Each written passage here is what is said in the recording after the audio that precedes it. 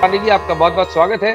और आपने जिस तरीके से एक बार और आप हमारे शो में आए थे और आपने दिखाया था किस तरीके से मैनिपुलेट की जा सकती हैं इलेक्ट्रॉनिक वोटिंग मशीन्स, और जाहिर है जिस तरीके के जो सरप्राइज वर्डिक्ट्स आते हैं इलेक्शन में, उसमें कुछ ना कुछ गड़बड़ जरूर होती होगी, ये आम धारणा बन चुकी।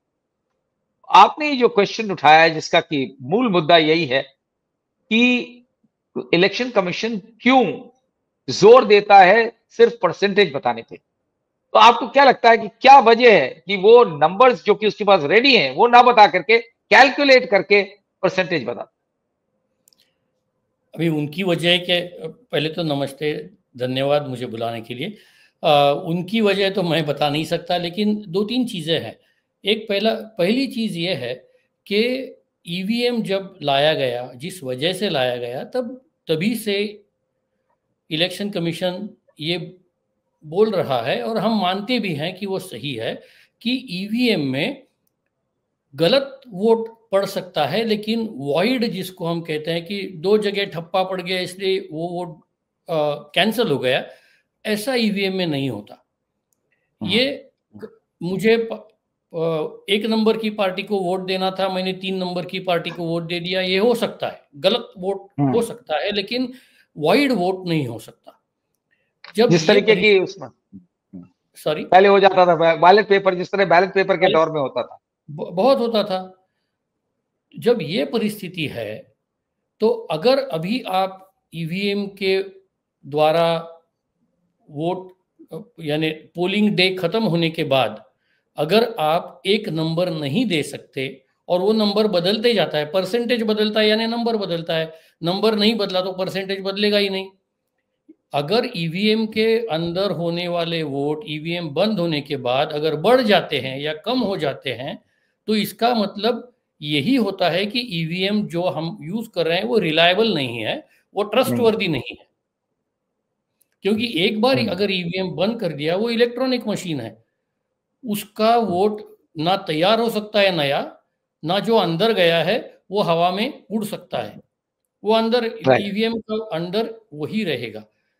तो अगर समझे कि 7 बजे वोटिंग खत्म होती है, लेकिन लाइन थी इसलिए 9 बजे तक चालू रही, तो 9 बजे के बाद 1 मिनट के बाद ही आपको पता चलता है कि कितने वोट गिने पड़े हैं, इस मशीन में कितने वोट हैं। वो काउंट जो है वो हर टाइम आपको अवेलेबल रहता है। अभी परसेंटेज जो है, जैसे आपने सही कहा कि परसेंटेज तो कैलकुलेटेड है। हमारे डेटा साइंस में एक बहुत फंडामेंटल रूल है। वो फंडामेंटल रूल क्या है कि जब आपको डेटा लेना है तो सोर्स से ही डेटा लेना है। अगर आपको खुद सोर्स से डेटा नहीं मिलता तो उसके जितने नजदीक जा सकते हो उतना नजदीक जाके डेटा ले लो। ये डेटा साइंस का दुनिया भर में कायम किया गया लास्ट 25 इयर्स, 30 इयर्स, 40 इयर्स का रूल है, वो सब फॉलो करते हैं। अभी अपने इलेक्शन में डेटा क्या है? वोट्स है। वोट कहाँ से आते हैं? ईवीएम से आते हैं।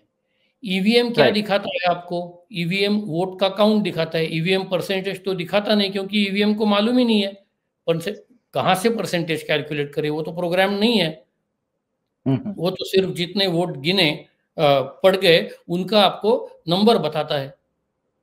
अगर ऐसा है तो वो नंबर बताने में इलेक्शन कमीशन को क्या प्रॉब्लम है? देखिए, ऐसा भी है ना कि जहां ऑनेस्टी है, जो प्रामाणिक है, वो कुछ छुपाता नहीं है, क्योंकि उसके पास छुपाने के लिए कुछ होता ही नहीं। वो बोलता है हाँ देखो ये मेरा है, देख लो आप। छुपाना कौन चाहता है?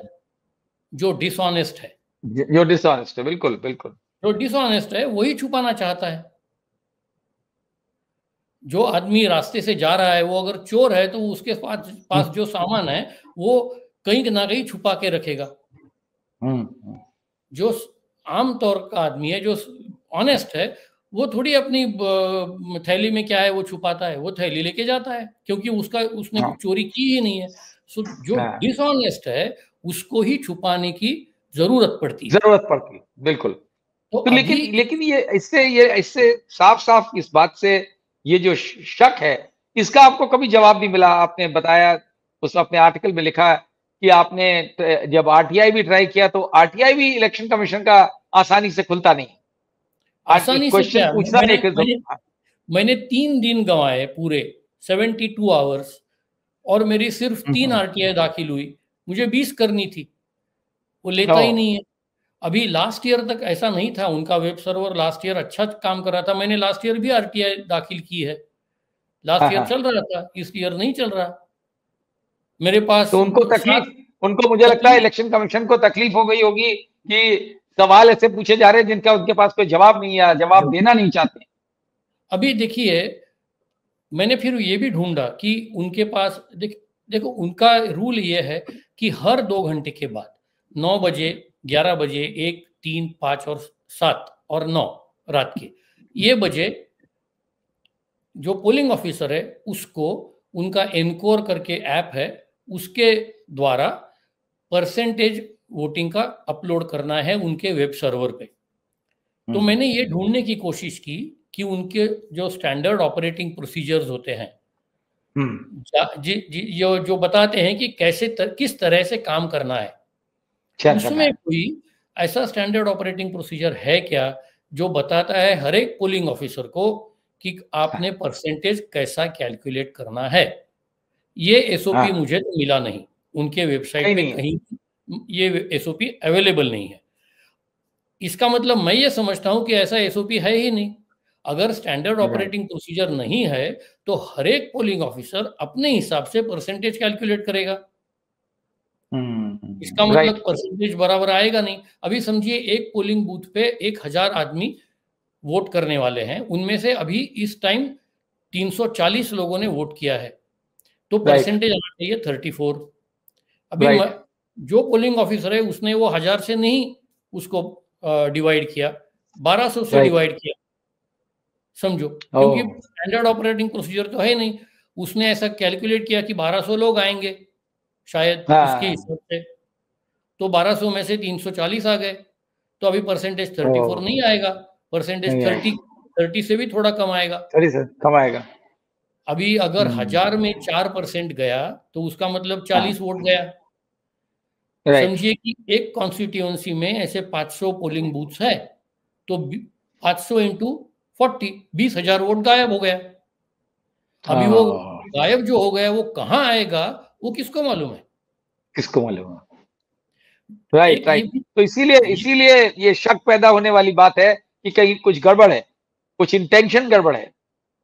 गड़बड़ तो जरूर है। अगर गड़बड़ नहीं होती तो इलेक्शन कमीशन बोलता ठीक है भाई, 9 बजे लास्ट वोट कास्ट हो गया है, 10 बजे हमने वो फाइनल वोट काउंट अपलोड कर दिया है, कोई भी देख सकता है दुनिया में, हमारे वेब सर्वर पे अवेलेबल है।